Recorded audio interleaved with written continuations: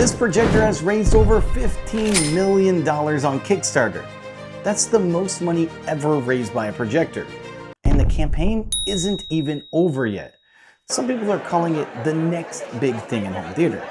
But tonight, it's going against something with a reputation. The projector that many people call the Contrast King. And if Kickstarter hype is real, it shouldn't just compete with the King, it should challenge it at the one thing it's famous for: contrast.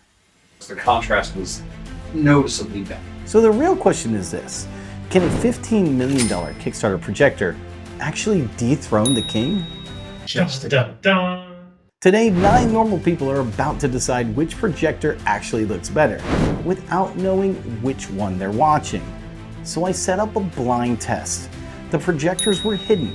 No brands, no prices. Nobody even saw the projectors themselves. All they judged was the image.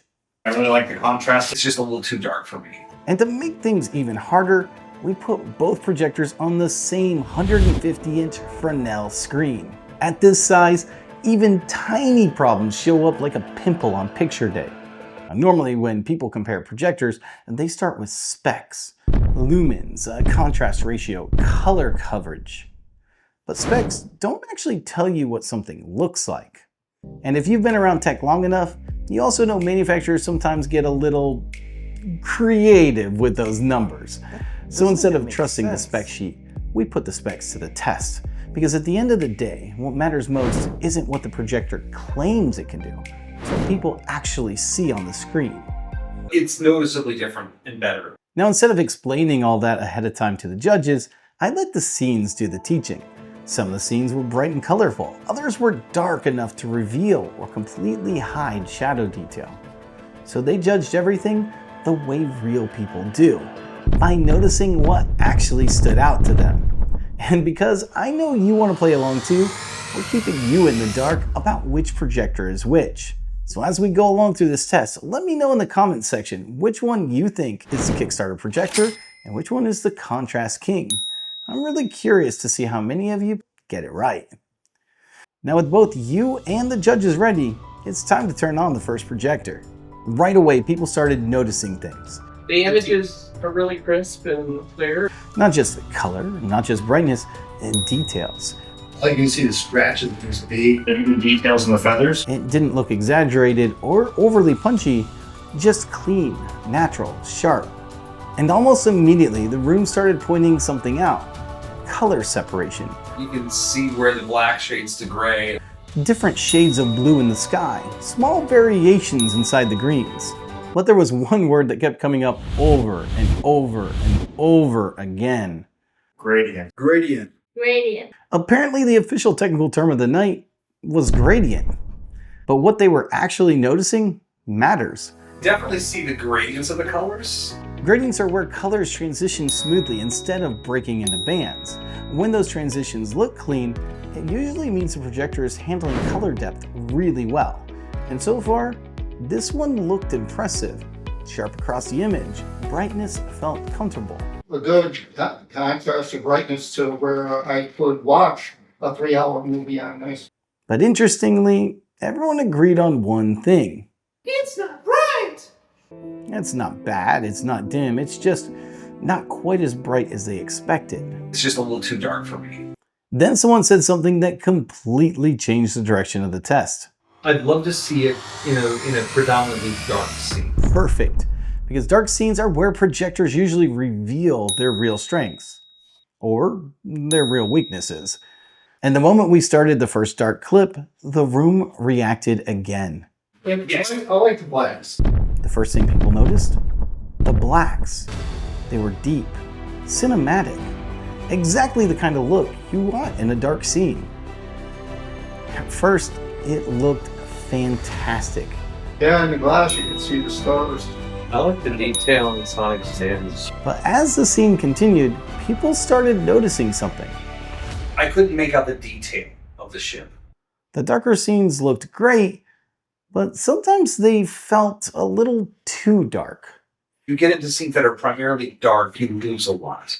The main parts of the image were still there, but the smaller shadow details started fading away. You see, like, the arm, like, you can't see it, like, what's, like, around them. And it became even more noticeable when bright elements suddenly appeared. When those moments happened, some of the darker details around them seemed to disappear. The brightness, it's kind of overpowering in darks. When that light comes into the middle of a room, the blacks really fall off on the side. A good way to picture this is if you're trying to stare at stars in the sky while someone shines a flashlight nearby. The stars are still there, but suddenly they're harder to notice. And that's exactly what the judges were describing. And yet, most of the room still liked the image. Overall, I'm nice for that. The blacks looked great. The scene still felt cinematic, but the deeper shadow detail, several people said they wished they could see just a little bit more. Just didn't have enough detail. Overall though, the projector still looked high-end. And even though it wasn't perfect, the room landed on something important. This was absolutely a projector someone could live with. It would be something I would purchase. Which raises a new question.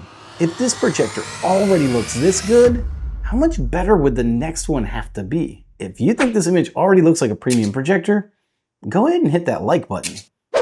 Now, after watching the first projector, the room was already impressed. One judge even said it out loud.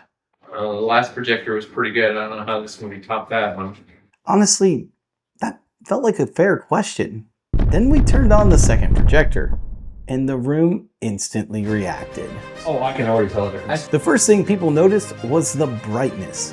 Definitely brighter. Oh, yeah. The image just had more energy. The colors popped a little more. You can see a lot of clarity in colors. One person even said it might be a little too bright on the Angry Birds scene. The Angry Birds is almost too bright.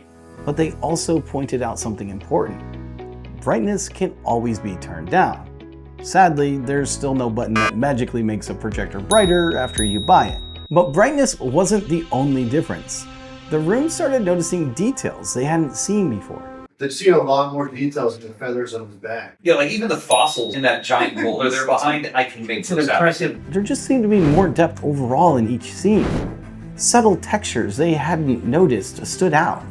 More depth to it, like that you can see inside the cave. And yes, the Gradient Club returned. There's a lot more gradients. At this point, I'm pretty sure someone in the room just discovered their new favorite word. Gradient! And what they were really describing was depth. The image just felt like it had a wider range, more separation between light and dark. But it's noticeably different and better. And then we moved to the dark scenes. And this is where the room really started reacting. Already see more stars. The blacks were still deep and cinematic, but now you could see more of the scene living inside those blacks. I can see more shadow detail. Parts of the ship that had looked more like pure darkness before were suddenly visible. I can see bridges, I can see geometry. And the pattern kept repeating. You see the hands on his bodies. Definitely see his hands sliding through the blood this time with the other one. Wasn't as obvious to me. When the bright highlights appeared, the darker parts of the image didn't disappear. Yeah, the brightness of the electricity effects around him is not overpowering the rest of the frame. The brightness stayed where it belonged, and the darker parts of the scene kept the detail. The one is not overpowering the other. Nowhere was that difference more obvious than the 1917 scene. First projector, that I lost all the detail on those two dark front walls. The detail stayed this time. Before, when the explosions went off, most of the environment disappeared. But this time, I can see the sides of the room, I can make out the details of a dead soldier. Yeah, before it was just a window. and the reactions kept getting stronger. This is completely amazing compared to the first one. Now, it wasn't perfect. In one scene, the water reflections looked a little blown out. It almost looked blown out. But interestingly, nobody really seemed to care, because the image just had more range, more depth, more detail. And that really got one judge concerned. I hope that's the one I bought. Because if you remember from my last shootout, he already put a deposit down on the Aetherion Max. So naturally, he's hoping that he picks the right one, or the one he put a deposit on. But not everyone agreed on everything. During one of the darker scenes, one judge had the opposite reaction. She said the image looked a little fuzzy, Feel a little fucky. I don't know why. which confused everyone in the room because most people were seeing the opposite. More clarity, more detail, more depth. At this point, something became clear. The room wasn't just watching another good projector, they were comparing it directly to the first one. And for most of them, the differences were getting harder to ignore. I mean, this is completely amazing compared to the first one. But the real question still hadn't been answered. Is this the Kickstarter Challenger or the Contrast King? And if you enjoy blind tests like this, where normal people judge crazy tech, you should probably subscribe. After the second projector finished, the only thing left to do was to score them. But before we reveal the results, take a guess in the comment section. Do you think the Kickstarter Challenger just beat the Contrast King? Or is the King about to defend the crown? Because something interesting happened in the room. Everyone agreed on one thing. Both of them appear to be high-end projectors. This wasn't good versus bad. This was good versus really good, which is exactly why the scores surprised me.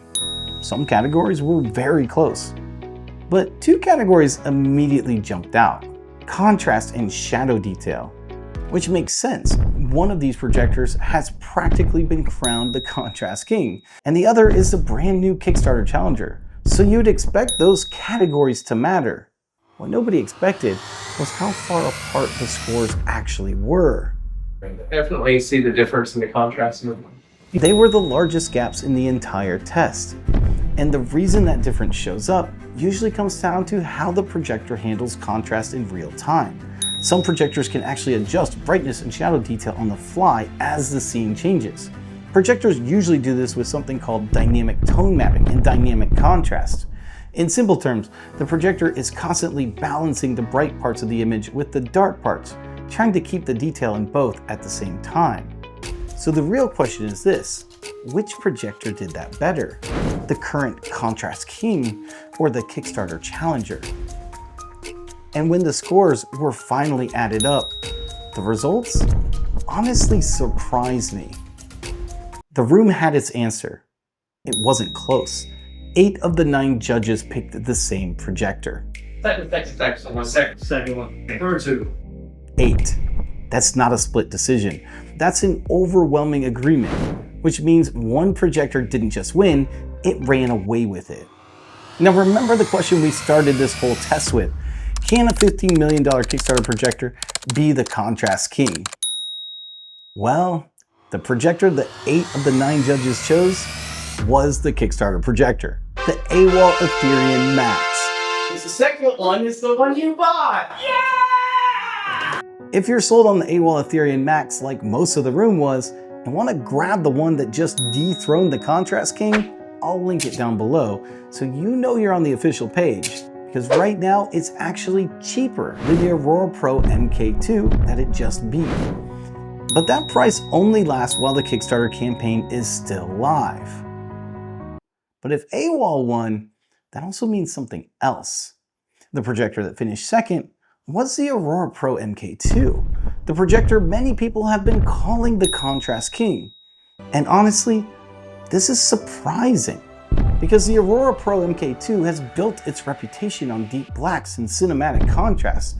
But in this test, the judges felt the Aetherion revealed more detail inside those dark scenes while still keeping those blacks deep, which is exactly why it pulled ahead in both contrast and shadow detail.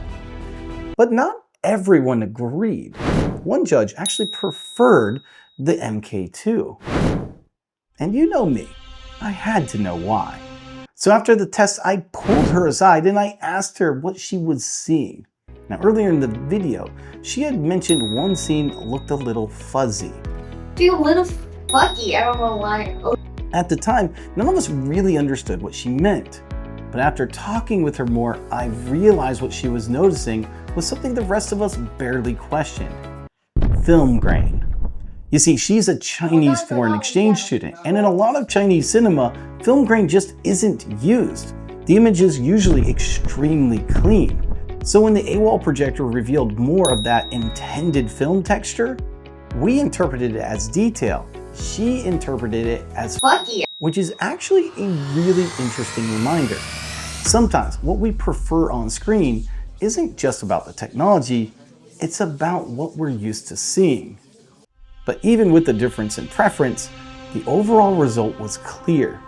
8 of the 9 judges overwhelmingly chose the AWOL Aetherion Max, which means the answer to our original question is clear. Can a $15 million Kickstarter projector beat the Contrast King? In this test? Yeah, it did. And if you enjoy experiments like this, where real people decide instead of just spec sheets, hit that subscribe button, because I've got a lot more crazy tests coming.